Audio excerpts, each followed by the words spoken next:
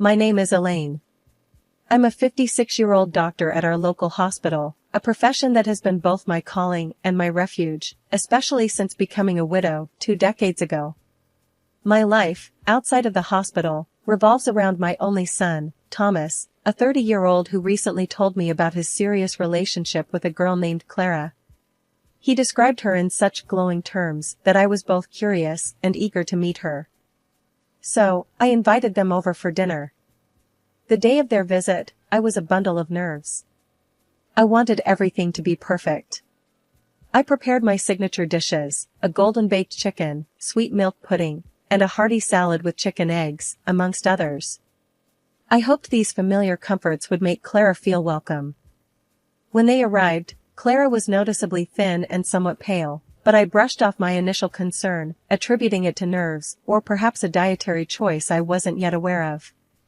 I greeted them warmly. "Welcome, Clara. It's so lovely to finally meet you," I said with a smile. "Thank you, Mrs. Elaine," Clara replied politely, though her voice was barely above a whisper. We settled in the living room for a bit before moving to the dining room. I could sense Thomas's excitement as he introduced Clara to my home. However, the atmosphere shifted drastically once we sat down for dinner. Clara's eyes widened in shock when she saw the baked chicken on the table. Her face contorted into a look of disgust as she exclaimed, "I can't believe you're serving this. I'm a hard vegetarian. I don't eat such things." Thomas turned beet red. "Mom, I'm so sorry, I should have told you about Clara's diet," he stammered. Clara cut in sharply, "Thomas, you're such a fool. How could you not mention something so important?" I was taken aback by her harsh words. It was uncomfortable to see Thomas being scolded like that. Quickly trying to remedy the situation, I offered, "Clara, I'm sorry about the misunderstanding. Perhaps you'd like to try some of the other dishes? Do they have any animal products? Eggs? Milk?" Clara interrogated, her tone accusatory. "Yes, they do," I replied, feeling a growing sense of unease. She slammed her hand on the table, pushing away the dishes. "I can't even stand the sight of them." Clara stood up abruptly and stormed out of the house, leaving Thomas to mutter an apology before running after her. Several months after the disastrous dinner, Thomas and Clara's wedding day arrived. Despite my reservations about Clara, I put on a brave face for my son's sake. The wedding, as I'd been forewarned, was entirely vegetarian. I had never been to a wedding like this before, and neither had most of our family. As I walked into the venue, I couldn't help but feel out of place. The decorations were beautiful, but the atmosphere was unfamiliar. Clara's friends, also vegetarians, mingled amongst themselves, discussing the virtues of their dietary choices. My sister, Martha, leaned over to me and whispered, "Elaine, have you seen the menu? I can't pronounce half of these dishes." I smiled wryly. "Just go with it, Martha. It's Thomas's day." The ceremony was lovely, but the reception was where things got interesting. The array of vegetarian dishes was certainly exotic. My relatives poked at their food with a mix of curiosity and apprehension. During the meal, my brother-in-law, George, a man never known for his tact, called a waiter over. "Excuse me, son, is there any chance we could get a steak or something? Just a small one?" The waiter, trying to remain polite, responded, "I'm sorry, sir. The menu is strictly vegetarian as per the couple's request." George grunted, "Well, I guess it's salad for dinner then." Despite the unfamiliar food, I tried to focus on the positive. Thomas looked genuinely happy, albeit a bit thinner than I remembered. As the evening progressed, I observed Clara. She was the center of attention among her friends, laughing and seeming in her element. Yet, there was an edge to her laughter, a sharpness that made me uneasy. A few days after the wedding, Thomas came to visit me alone. His appearance startled me. He had lost more weight and looked tired. "Thomas, are you all right? You've lost so much weight," I said, concern evident in my voice. He sighed, looking down at his hands. Mom, Clara's been, well, she's put me on a strict vegetarian diet too. Says it's non-negotiable. I was taken aback. But, Thomas, your job is physically demanding. You need a balanced diet. He shrugged helplessly. I know, Mom, but I want to make her happy. It's been hard adjusting. I watched him leave later, feeling a mix of sadness and frustration. Clara's influence over him was more profound than I had feared. My son, once so vibrant and full of life, now seemed a shadow of his former self. After several sleepless nights, filled with worry about Thomas, I decided it was time to take action. I couldn't stand by and watch my son's health deteriorate. With a heavy heart, I picked up the phone to call Clara, Thomas's wife. I hoped that as a doctor, I could express my concerns in a way that would resonate with her. Hello, Clara. It's Elaine, Thomas's mother. I hope I'm not calling at a bad time. I began, my voice as warm and friendly as I could muster. What do you want, Elaine? Clara's voice was cold, distant. I'm calling about Thomas, I said cautiously. I've noticed he's lost quite a bit of weight and seems very tired lately. I'm worried it could be related to his new diet. Clara let out a sigh, audibly annoyed. Look, Elaine, Thomas is perfectly fine. He's just adapting to a healthier way of eating. You're overreacting. I understand your perspective, Clara, but as a doctor, I see signs of nutritional deficiencies in Thomas. He works a physically demanding job, and a strict vegetarian diet without proper planning can lead to health issues, I explained, trying to keep the conversation civil and factual. Elaine, I don't need a lecture on nutrition from you. We've done our research.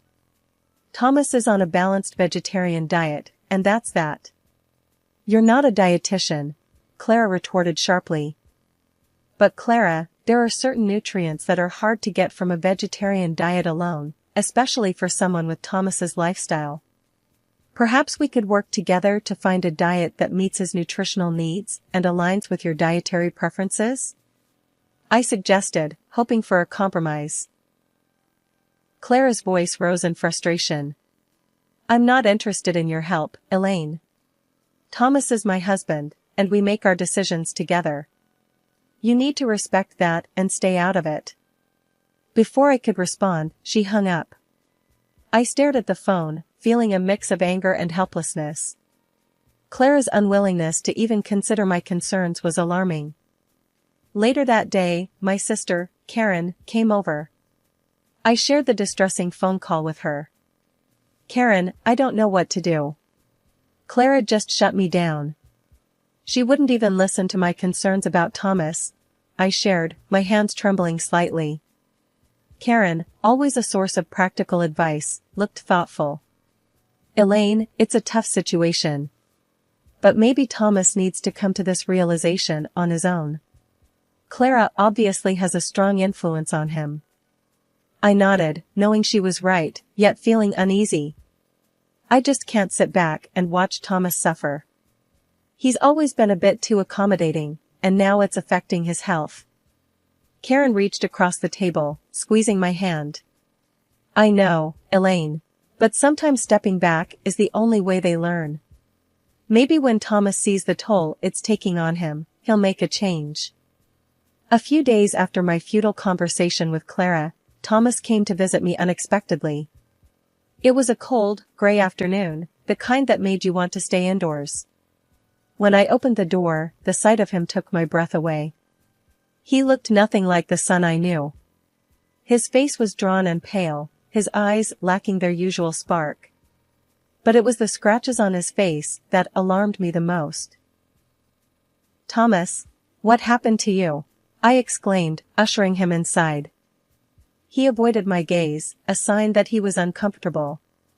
It's nothing, Mom, just a little argument with Clara. I led him to the living room, my mind racing with worry. Argument? Thomas, she scratched your face. This is serious. He finally looked at me, his eyes weary. I know, Mom. I don't know what to do anymore. I fetched my first aid kit and began treating his scratches gently.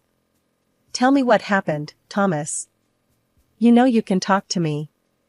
He sighed, a deep, troubled sigh. "I went out for a quick bite.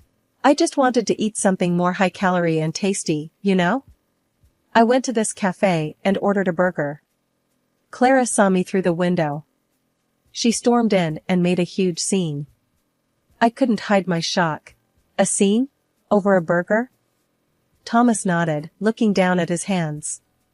"Yeah, she was screaming about me betraying our lifestyle, our values. She said I was poisoning myself. Then she scratched my face and told me to leave the house." I finished bandaging his face, feeling a mix of anger and helplessness. "Thomas, this isn't healthy. You can't live like this. Being forced to change your diet and then being attacked for eating a burger? It's not right." He leaned back on the sofa, closing his eyes. "I know, Mom. But I love her. I thought I could make this work." I sat beside him, my heart aching for my son. "Love shouldn't be this hard, Thomas. It shouldn't hurt like this." We sat in silence for a while, the only sound the ticking of the clock on the wall. Finally, Thomas spoke up. "I think I'll stay here tonight, if that's okay. I just need some time to think." "Of course, you can stay as long as you need," I replied, trying to offer him a comforting smile. That evening, as I cooked dinner, I kept glancing at Thomas, who was sitting at the kitchen table, lost in thought. I prepared a simple, hearty meal: roast chicken, mashed potatoes, and steamed vegetables. The kind of food I knew he loved. As we ate, I tried to lighten the mood. "Remember when you were a kid, and you wouldn't eat anything but chicken nuggets for a week?" Thomas managed a small smile. "Yeah, I was a picky eater. But I always loved your cooking, Mom." I reached across the table, squeezing his hand. "You're always welcome here, Thomas. You're my son, and I just want you to be happy and healthy." He squeezed back, a glimmer of the old Thomas in his eyes. "Thanks, Mom. I really needed this." The next couple of weeks passed in a blur of worry and sleepless nights. Then, one ordinary Thursday, my world was rocked by a phone call that every parent dreads. It was the hospital. "Mrs. Parker, your son Thomas was brought in this morning. He's been in an accident," the voice on the other end said, calm yet impersonal. My heart skipped a beat. "Is he all right? What happened?" I asked, trying to keep my voice steady. "He's stable now, but he lost consciousness at the wheel. He's lucky, the injuries aren't serious. You can come and see him," the caller replied. I hurried to the hospital, my mind racing with 1,000 fears. When I arrived, I saw Thomas lying in a hospital bed, looking even more pale and thin than before. "Thomas, oh my God, are you all right?" I gasped, rushing to his side. He managed a weak smile. "I'm okay, Mom. Just a bit shaken up." A doctor I knew, Dr. Simmons, came into the room. "Elaine, we've given him a thorough checkup. Physically, he's fine, just a few bruises. But his blood tests show signs of malnourishment. It seems he fainted due to low blood sugar." I turned to Thomas, my worry turning into anger. "Malnourishment? Thomas, is this because of your diet?" Thomas avoided my gaze, nodding slightly. "I guess I haven't been eating properly. Clara's been so strict about the diet." I turned to Dr. Simmons. "Can we make sure he gets a proper meal here? Something substantial?" "Of course, Elaine. We'll take care of him," Dr. Simmons assured me. I sat by Thomas's bed, holding his hand. "Thomas, this has to stop. You could have been killed. All because of this diet." Thomas sighed, a look of resignation on his face. "I know, Mom. I just wanted to make Clara happy. But not at the cost of your health, Thomas. This isn't just about food, it's about control. She can't dictate what you eat to this extent," I said, my voice firm but filled with concern. He looked away, his eyes filling with tears. I love her, Mom. I thought love was about compromises. Compromises, yes. But not like this. Not when it puts you in danger, I replied, squeezing his hand. We sat in silence for a while, the beeping of the heart monitor the only sound in the room. Thomas eventually drifted off to sleep, exhausted from the ordeal. I tried to call Clara, but she didn't answer the phone. Maybe she was afraid of my reaction to what had happened, or maybe she didn't care. After Thomas was discharged from the hospital, I insisted he stay with me for a while. Clara didn't mind. At least she didn't reply to my message. Thomas needed proper care, and I wanted to make sure he got back on his feet, both physically and emotionally. The first evening at my house, I prepared a hearty meal. As I set the table, I could see Thomas eyeing the food with a mix of hunger and hesitation. Mom, this looks amazing, but I don't know if I should. Clara might not like it, Thomas said, a troubled look crossing his face. Thomas, right now, you need to focus on your health.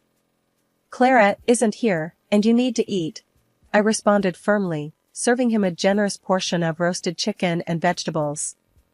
He reluctantly began to eat, and with each bite, I saw a bit of color return to his cheeks. This is really good, Mom. I didn't realize how much I missed her cooking. I sat across from him, watching him eat. Thomas, you've always been healthy. It's painful to see you like this. Your relationship with Clara, it's not just about food. It's about control and your well-being. Thomas set his fork down, his expression pained. I know, Mom. I just don't know what to do. I love her, but everything is so complicated now. Love shouldn't make you compromise your health or who you are. You've always been considerate and caring, but you can't set yourself on fire to keep someone else warm, I said, hoping my words would resonate with him. Over the next few days, I took care of Thomas, ensuring he ate well and rested. We talked a lot, about everything and nothing. I avoided pressing him about Clara, hoping he would come to his own conclusions. One evening, as we were sitting in the living room, Thomas spoke up. Mom, I've been thinking a lot. Maybe I've been trying too hard to please Clara, losing myself in the process. I nodded. It's important to find a balance, Thomas. In a relationship, both people should feel valued and respected. He looked at me, a newfound determination in his eyes. I'm going to talk to Clara. I need to be honest about how I feel, about the diet, and everything else. I reached over, squeezing his hand. Whatever you decide, Thomas, I'm here for you. Just remember, your health and happiness are what's most important. As Thomas went to bed that night, I felt a mix of hope and apprehension. He was at a crossroads, and the next steps he took would shape his future. All I could do was support him and hope that he found the strength to make the right decisions for himself. The situation escalated quickly when Clara, Thomas's wife, burst into my house during lunch. Thomas was just starting to look a bit better after days of proper nutrition at my place. Thomas, what are you doing? Clara shrieked as she saw him eating the chicken broth I'd made. Thomas looked up, startled. Clara, I'm just... You're betraying our lifestyle again. I can't believe this. Clara was livid, her eyes blazing with anger. Before I could intervene, she knocked the bowl of broth from Thomas's hands, sending it crashing to the floor. I stood up, my own anger rising at her irrational behavior. Clara, that's enough. You're in my house, and I won't tolerate this behavior, I said firmly. You're poisoning him, Elaine, with your meat and your old-fashioned ideas. Clara shouted, turning her wrath towards me. Thomas tried to calm her down. Clara, please, let's just talk about this. Ignoring him, Clara pulled out her phone. I'm calling the police. I won't let you harm him any further. Thomas and I exchanged a look of disbelief as Clara dialed. Within minutes, a police car pulled up outside, and 2 officers came to the door. What seems to be the problem here? One of the officers asked, looking between Clara, Thomas, and me." Clara immediately began, pointing a finger at me. "She's been forcing my husband to eat meat. She's trying to poison him against his will." The officer turned to me, his expression one of mild confusion and concern. "Ma'am, is this true?" I shook my head. "No, officer. I'm Thomas's mother, and I've been taking care of him. He's been unwell due to malnutrition. I'm a doctor, and I was just trying to help him recover." Thomas spoke up, his voice weak but steady. "It's true, officers. I've been staying with my mom for a few days to get my health back." I went to my kitchen counter and picked up a hospital report. Here's the report from when Thomas was admitted after fainting due to low blood sugar. His diet was insufficient, and that's what I've been trying to address. The officers took the report, glancing over it. Clara's face turned pale as the reality of the situation started to dawn on her. "Ma'am, it looks like Mrs. Parker has been acting in her son's best interest," the officer said to Clara. "If there's no actual harm or criminal activity here, we can't take any action." Clara was speechless, her earlier fury deflated. The officers advised her to resolve the matter peacefully and left. Thomas looked exhausted by the whole ordeal. "Clara, I think you should go. We need to talk, but not now. Not like this." Clara, still in shock, quietly left the house without another word. I watched her go, feeling a mix of relief and sadness. The whole situation had spiraled out of control, and I worried about what this meant for Thomas's future with Clara. In the weeks that followed the police intervention, Thomas stayed with me, slowly regaining his strength and clarity of mind. We had many long conversations about his marriage and future. One evening, as we sat in the living room, a sense of resolve seemed to settle over him. "Mom, I've made a decision," Thomas said, his voice more assertive than I'd heard in a long time. I looked at him, feeling a mix of apprehension and relief. "What have you decided, Thomas?" "I can't go on like this with Clara. Our marriage, it's not healthy. I'm going to file for a divorce," he declared, though I could see the pain in his eyes. I reached out, taking his hand. "I know this must be hard for you, but I think you're making the right choice. You deserve to be happy and healthy, Thomas."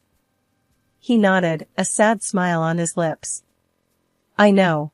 I just wish it didn't have to come to this." The next few days were a whirlwind as Thomas set the divorce process in motion. It was a tough time, but he handled it with a strength that made me proud. When the day came for him to move back into his own place, I helped him pack his things. As he was about to leave, he turned to me. "Mom, I can't thank you enough. You've been my rock through all of this." I hugged him tightly. "You're my son. I'll always be here for you, no matter what." A couple of weeks after Thomas moved out, I received a call from him. He sounded different, more like his old self. "Mom, I wanted to tell you that the divorce has been finalized. And I decided to take legal action against Clara for her role in the accident." I was surprised. "That's a big step, Thomas. Are you sure about this?" "Yes, I am. It's not just about me. It's about setting things right. And, the court ruled in my favor. Clara has to pay me compensation," he explained. I could hear the confidence in his voice. "I'm proud of you, Thomas.